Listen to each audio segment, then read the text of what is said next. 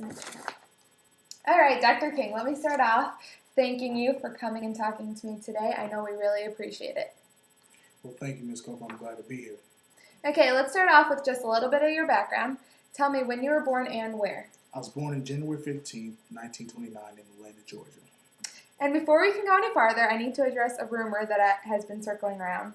Is it true that you were not, in fact, born with the first name Martin? That is, in fact, true. Not too many people know that. My real name was Michael Luther King, but my father changed it to Martin because of the great reformer, Martin Luther. Oh, so that isn't a rumor. I'll have to tell everyone who's been asking. So since you mentioned your father, why don't you go ahead and tell us a little bit about your family? Of course. My father was a Baptist preacher in Ebenezer Baptist Church in Atlanta, Georgia. My mother was a school teacher. I have an older sister named Christine and a younger brother named Alfred. Sounds like you had a busy house growing up. Can you tell me a little bit about what it was like to grow up in the South? Well, times were hard, especially with me being black and all. So, however, my education helped me a lot through the different times. I went to second grade public school in Georgia, but I graduated early at the age of 15. Then I had the opportunity to go to Morehouse College, where my father and grandfather both attended. I graduated with a BA degree in 1948. Following that, I went to Crozer Theological Seminary in Pennsylvania. From there, I was enrolled with the BD in 1951. And top all that off, I went to Boston University where I received my doctorate in 1955. Wow, the proper schooling sounds like it was really important to your family. Now, did you meet Mrs. King while you were in school? Yes, I did. I met Coretta there when I was in Boston. She was a smart and amazing woman, and that just attracted me to her. And of course, you two have children, right? We do. Our oldest is Yolanda Denise, followed by Martin Luther King III, Dexter Scott, and Bernice Albertine. 4 children, that's great. Do you ever worry about them because of your large role in the civil rights movement? Absolutely, almost every day. For instance, in 1956, our house was bombed, and thankfully there were no injuries. And again, in 1957, except for this time, the bomb didn't explode.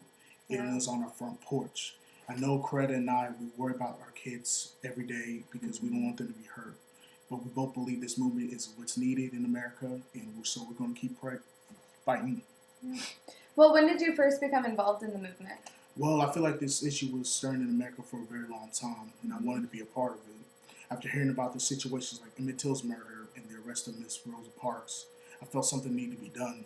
So I took 4 short days after the incident, Rosa that happened. I was appointed the president of the Montgomery Improvement Association, and soon the Montgomery boycott began. That was in December of 1955. And do you feel that the boycott changed anything? I do. Because later on, in December 21st, the buses desegregated and African Americans can now sit wherever we want. Wow, and the next step after that? Well, in January 1957, I became president of the Southern Christian Leadership Conference, or the SCLC as we like to call it. And that was a group created so that we could have a strategic plan on how to desegregate the South. Okay.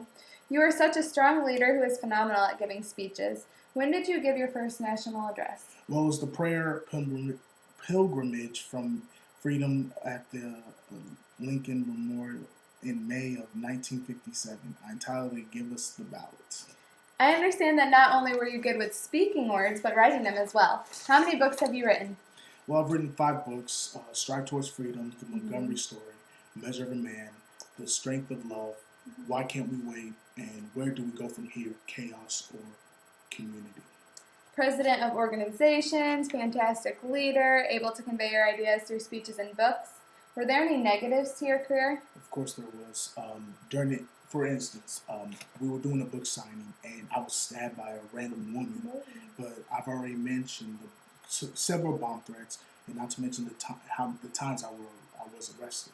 I've heard that you are no stranger to jail cells. How many times were you arrested? 30 times. And during when I was in jail, it just made me think and write down my thoughts. I bet that would be a lot of downtime. Why don't we turn this session back to a more positive note? I know that you have seen and talked to many influential people in our country. Would you mind listing some for us?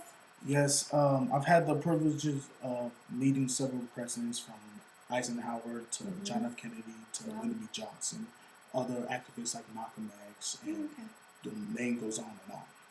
It must be an honor to have met all of these men. Who would you say has had the biggest impact in your life? Well, the big people on my life, obviously, my mother, my father, and the Lord Jesus Christ. Without them, I wouldn't be the man I am today. Also, I've had great respect for other men that, mainly my mentor, Dr. Benjamin Hayes, and a couple others like Edgar Brightman and L. Harold DeWolf. Well, I, for one, am glad that these individuals have been able to influence you the way they have. Before we finish for today, I want you to tell us what you would say have been some highlights from yours as being a civil rights leader. Well, there have been many things I've been amazed that have happened to someone like me, and I'm very thankful for that. But one time that sticks out was when I received the Nobel Peace Prize. I was honored with Time Magazine's Man of the Year 1964. In the course of 250,000 people that have come to support I Have a Dream speech. And I was one of those 250,000. Well, I would like to say that those were all very important parts, but sadly we're out of time today, so I just want to thank you for coming. Thank you for having me. I appreciate it. That's good.